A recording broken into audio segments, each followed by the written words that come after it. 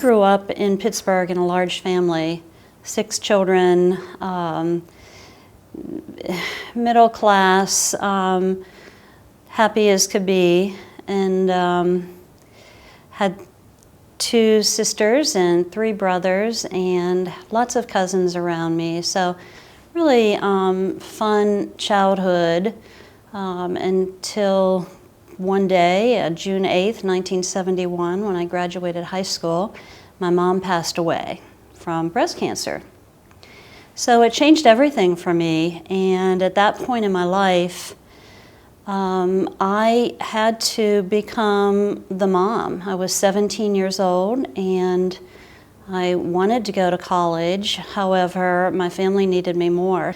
I was challenged to think about what the rest of my life was going to look like. And 6 months later, when I turned 18, I walked into a Merrill Lynch office in Pittsburgh and applied for a job as a clerk typist. And I thought I'd work there, save money, and go to college. And 48 years, I'm still with the firm. Back then, women were mostly in the back office. There were really no female financial advisors until just about 3 years after that. However, after 5 years of working in that office, I transferred to Boston. Because of my experience in Pittsburgh, I kept asking for different jobs and more responsibility. I ended up being a corporate trainer in that location. So they sent me all around New England training operations folks on what I already knew. And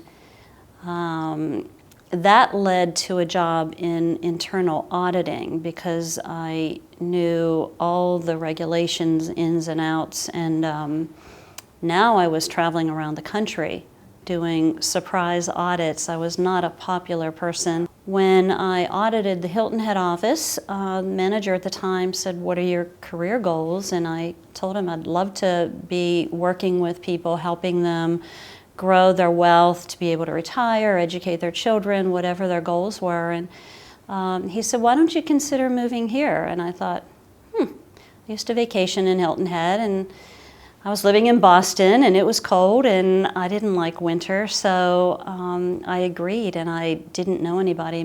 By now I'm divorced, and I moved to Hilton Head. I love to work with women because I feel like in a lot of households, women aren't really the decision maker. However, most times women outlive their husbands. So, or if they were divorced, I felt like I could relate to them and help them. So I started giving classes at the library in Hilton Head because I didn't have a budget. It was up to me to get my own accounts and figure out how to do that. And there were no expenses that I could turn in. So would serve lemonade and cookies, and I would teach them. And they'd go home and tell their husbands, and they asked if they could bring their husbands to some of the classes, and they did. And before you knew it, I'm opening accounts with the couple, and that's how I prefer it, to have both parties there. But getting back to women, I feel like that's a special niche that I have where they feel comfortable with me and can tell me things and don't feel like someone's patronizing them, which can happen at times. I'm more in a time in my career where I can be the person that can take time off, be out in the community. And then my health is really critical, so I make sure I spend time exercising and Pilates and, walking and cycling. I've taken up shooting sporting clays and life's a smorgasbord, and I love to keep trying new things, and some things work and some not so much. Don't be afraid to take a risk, especially if you're starting out in a career. Look around you, find the smart people in the room and get to know them. Ask someone to help you, to be your mentor. When I look back, that's a big regret that I have, is that I didn't do that sooner.